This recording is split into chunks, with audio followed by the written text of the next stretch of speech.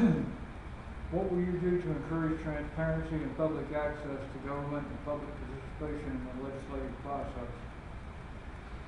Well, absolutely, positively, I would hold open meetings. I think this is one of the things that I'm running on is accountability, transparency in government.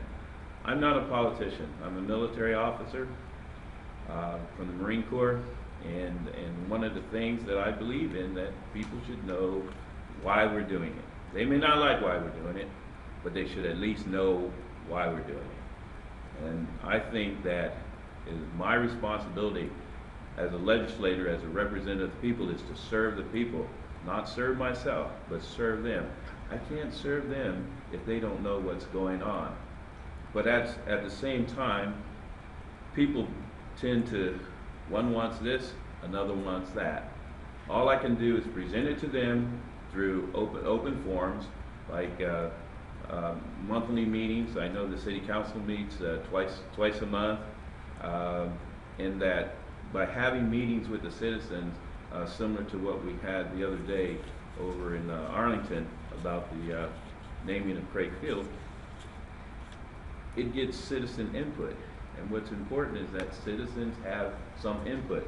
They may not like what they hear, but by God, as their representative, I want to represent them, and the only way to do that is get them involved through open meetings, if we want to call them townhouse meetings or fireside chats.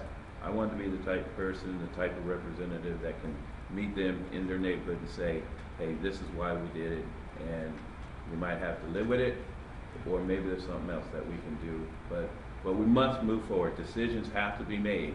We can't be no decisions made, but we want them made with the citizen involved in that process. Now, what is it that you feel distinguishes you from the incumbent and specifically makes you and not him the right choice for the voters in District 1? I've got to tell you, even in District 1, there's some good people running. My colleagues out there there's some good people. But what makes me different is what I plan on bringing to the table. I bring a varied field of experience in a lot of fields, but I think a lot of it is that I'm a citizen that brings passion to the table. I've got passion for what needs to be done in our community. I grew up learning honor, courage, and commitment. If you ever heard that before, the commitment, that's our Marine Corps value system, and the commitment part really says something like this, that we are for something more than ourselves. That's what it's all about. I represent something more than me. I'm not a career politician. The closest I came to politics is as a homeowners association president over in my community. That in itself was challenging.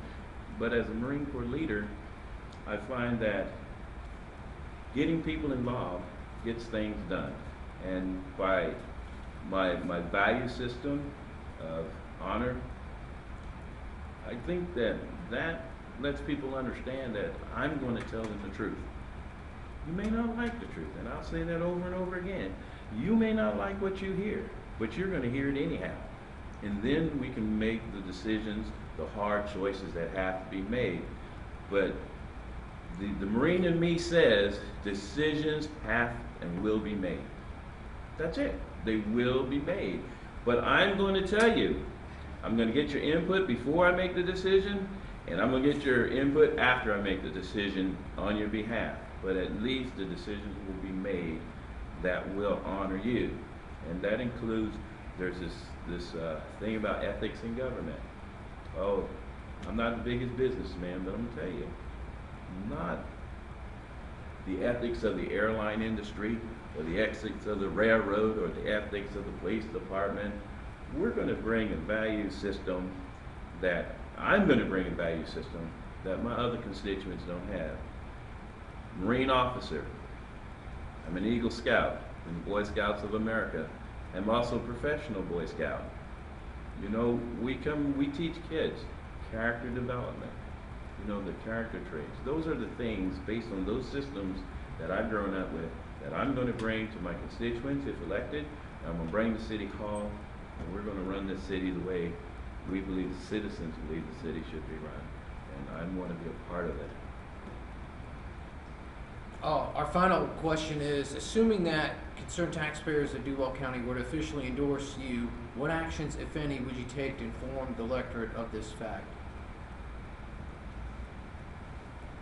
What I see, that my thing is this, that I need to put it on my literature, that who's supporting me, you know, and why you're, you know, they should know that there's somebody out there representing them. So my thing was that I would put concerned taxpayers on my literature to allow them, and at every opportunity that I get, I would be able to tell the constituents that are supporting me that the concerned taxpayers of Duval County are supporting me. And